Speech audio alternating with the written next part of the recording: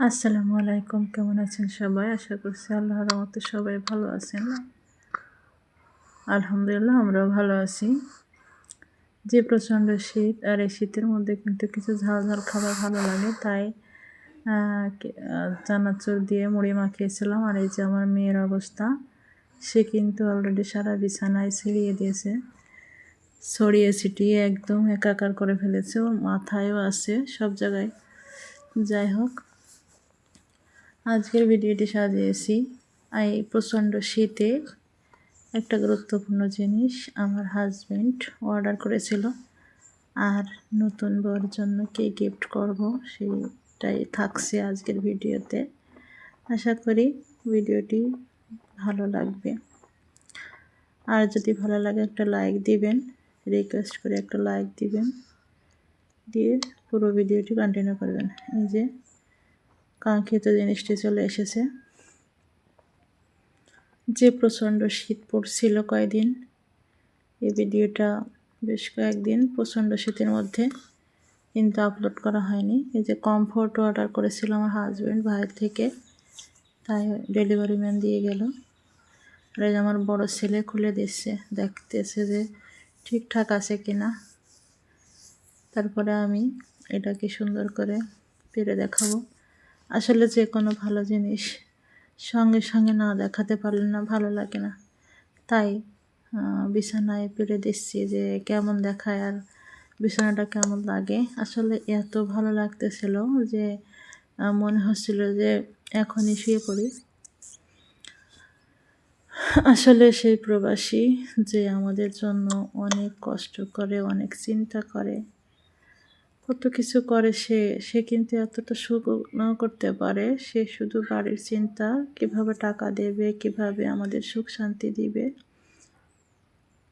সেই চিন্তায় সে টাকা রোজগার করে। বাচ্চা কাচ্চা শখ পূরণ, লেখাপড়ার চিন্তা, পোশাক আশাকের চিন্তা। আসলে এই প্রবাসীরা সবার জন্য অনেক চিন্তা করে। প্রবাসীরা শুধু বউ বাচ্চার জন্য চিন্তা করে না, তারা আশপাশ আত্মীয় স্বজন, বোন, সবার জন্যই কিন্তু চিন্তা করে। কে কেমন আছে, কাকে কি দেওয়া লাগবে, কাকে কি উপহার দিতে হবে, সব বিষয়ে তারা খেয়াল রাখে। আর যদি এই প্রবাসীরা সামান্য ত্রুটি করে কাউকে কিছু দেওয়ার জন্য, তারা কিন্তু যে আত্মীয় স্বজনের জন্য অনেক করবে, কিন্তু একদিন যদি একটু কম কিছু দেওয়া হয়, তাহলে কিন্তু সে আত্মীয় স্বজনের মুখের দিকে তাকানো যায় না। আর এই প্রবাসীদের বউ স্ত্রীরা, বাচ্চারা যে দেশে কতটা কষ্ট করে, তাকে কত মিস করে, তার অপেক্ষায় থাকে, তার অপেক্ষার জন্য দিন গুনতে থাকে। কিন্তু সে আত্মীয় স্বজনরা তো সেটা বোঝে না। তারা কি বোঝে? তারা বোঝে যে সে বিদেশ থেকে বাড়ি আসার পর আমাদের কি দিল কি দিল না, সেই চিন্তা করে।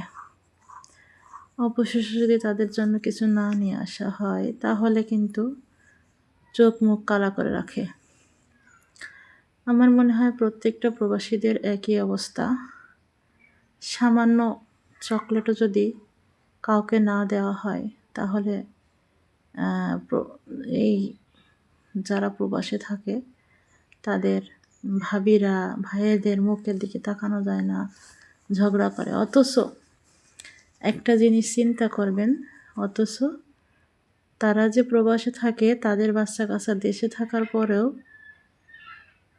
সেই ভাইয়েরা কিন্তু কখনোই প্রবাসীর ছেলে মেয়ের দিকেও তাকায় না, যে কি খেলো কি না খেলো, কি পেলো কি না পেলো, এদিকে তাকায় না। তবে সে প্রবাসী কি দিল কি না দিল সেটাই চিন্তা করে। যাই হোক, অনেক কিছু বললাম, জানি না কার কেমন হয়। আর এই যে আমাদের বাড়িতে মেহমান আসবে, তার জন্য একটা গিফট কিনে রাখলাম। একটা 3 পিস কিনেছি, পাকিস্তানি যে 3 পিসগুলো। জানি না কার কাছে কেমন লাগবে, সেই নতুন বউয়ের কাছে কেমন লাগবে। আমার পছন্দ মতো কিনলাম, আমি গিফট করব, তাই ভালো লাগা মন্দ লাগা সেটা তার ব্যাপার, এই আর কি। এই ভিডিও করে রেখেছিলাম আমার হাজবেন্ডকে দেখানোর জন্য, এই জন্য কাছ থেকে ভিডিও করা। পুরোপুরি ক্লিয়ার হয়তো দেখা যাচ্ছে না, এখনও সেই মেহমানরা আসেনি, আসবে হয়তো, কবে একদিন আসবে। থ্রি পিসটা অনেক ভালো, আর নতুন বউয়ের জন্য কিন্তু এই সমস্ত কালার অনেক মানায়, যেহেতু সে নতুন বিবাহ করেছে। আর এই যে গাছে একটু পানি দেওয়ার পরে একটু ভিডিও করে রেখেছিলাম।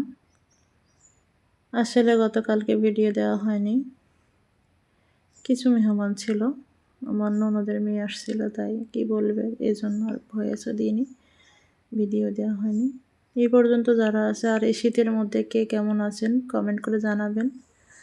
সবার জন্য অনেক ভালোবাসা, দোয়া রইল। অনেক ভালো থাকবেন সবাই। আল্লাহ হাফেজ, আসসালামু আলাইকুম।